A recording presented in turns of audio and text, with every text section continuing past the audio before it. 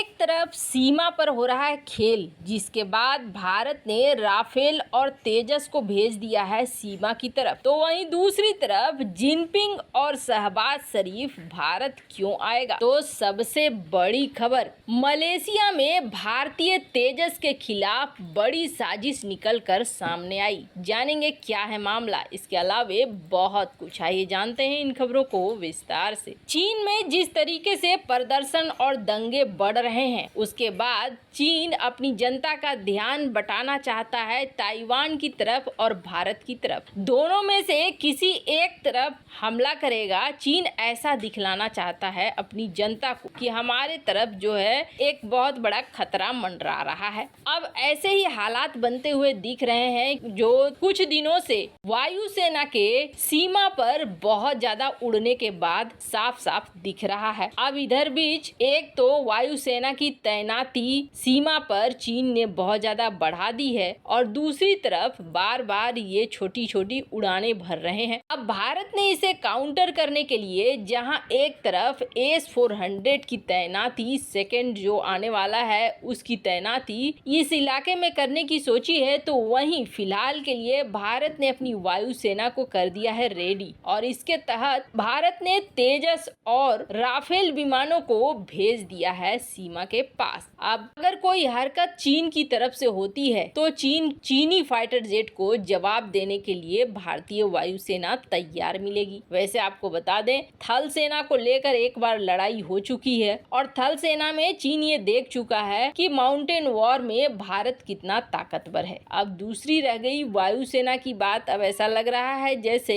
एक झड़प कहीं भारतीय वायुसेना के साथ चीन का न हो जाए। खैर, सीमा पर जिस तरीके से हालात बदल रहे हैं उसे देखकर ऐसा लग रहा है कि कुछ हलचल चल रही है। या तो पीओके को लेकर हलचल चल रही है या फिर भारत जो आर्थिक तौर पर चीन के ऊपर लगातार एक के बाद एक दांव खेलता नजर आ रहा है। दूसरा, राजनीतिक और कूटनीतिक तौर पर भारत ने ब्रह्मोस की बिक्री फिलीपींस में कर दी, फिलीपींस ने इसकी तैनाती भी कर दी। वहीं दूसरी तरफ दुनिया के सबसे बड़े मुस्लिम देश यानी कि इंडोनेशिया को भी अब भारत ब्रह्मोस मिसाइलों को बेच रहा है। ये सब कुछ देखते हुए चीन बौखला सा गया है। भारत की ताकत जैसे जैसे बढ़ेगी, इस तरह के एलएसी पर उकसावे का काम चीन करेगा। इसके लिए भारत पूरी तरीके से तैयार भी है और ऐसा करता आया भी है। खास तौर पर माना जा रहा है कि जब तक G20 की मीटिंग नहीं होती है तब तक इसी तरह के एग्रेशन और आक्रामकता को चीन दिखलाएगा। कुछ एक्सपर्ट ये मानते हैं कि दरअसल G20 की मीटिंग का ऐलान भारत ने कहा है कि हम जम्मू कश्मीर में करेंगे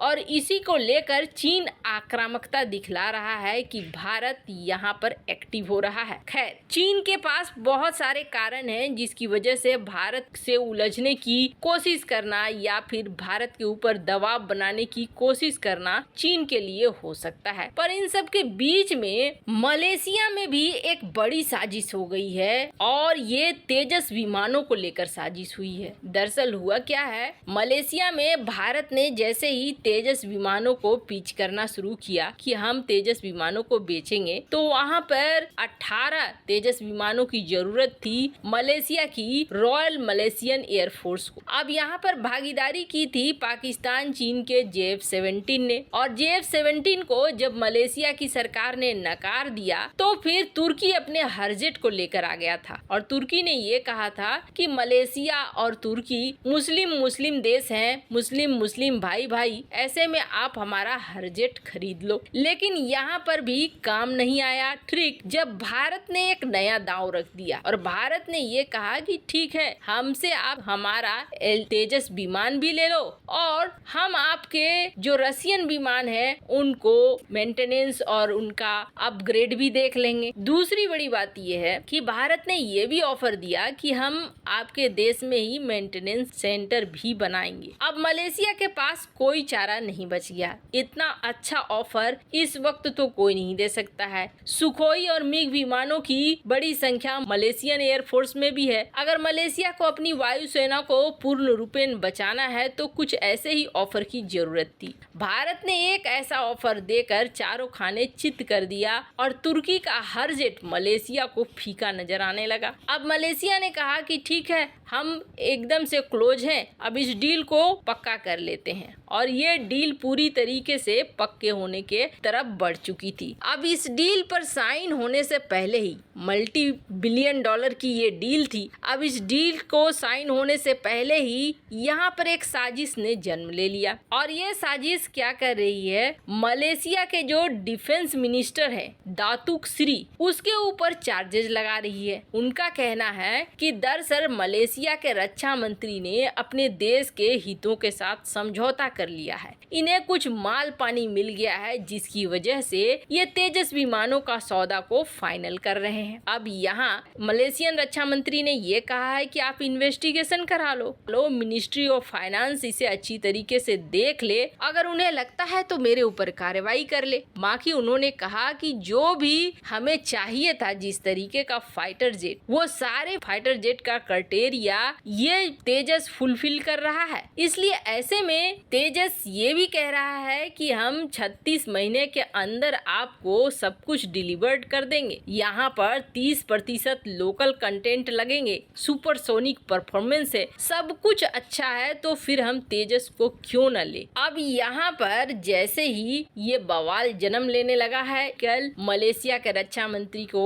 फंसाया जा रहा है, तो फिर अब शंका हो गई है कि यहाँ पर ये डील फाइनल होगी या नहीं होगी। लेकिन मलेशिया में ऐसी कौन सी ताकत है जो इस तरीके की हरकत कर सकती है? तो जाहिर तौर पर शक की सुई घूमेगी तो चीन के तरफ ही जाएगी, जो मलेशिया में भारत का एक और व्यापार नहीं होने देना चाहता हो। खैर, जहाँ एक तरफ ये सब कुछ हो रहा है, तो चीन और पाकिस्तान के राष्ट्र अध्यक्ष भारत आएंगे, ऐसी भी नौबत हो रही है। दरअसल काफी समय से जिनपिंग बाहर नहीं निकले हैं और भारत आने का तो अभी काफी समय तक कोई सीन नहीं बन रहा था, लेकिन अब अचानक से ऐसी बातें आ रही है कि शायद जिनपिंग और शहबाज शरीफ भारत का दौरा करे। वैसे इनके पास दौरा करने की एक बड़ी वजह भी है। इस साल हो रही है एससीओ की मीटिंग ताशकंद में, और यहाँ पर इस मीटिंग में कथित तौर पर जो भारतीय विदेश मंत्री हैं एस जयशंकर, वो बिलावल भुट्टो पाकिस्तान के विदेश मंत्री और वांग यी चीनी विदेश मंत्री से मिलेंगे। अगले साल एससीओ की बैठक होने वाली है भारत में, जिसमें ये कहा जा रहा है कि जिनपिंग और शहबाज शरीफ अगर अगले साल तक ये पीएम रहा तो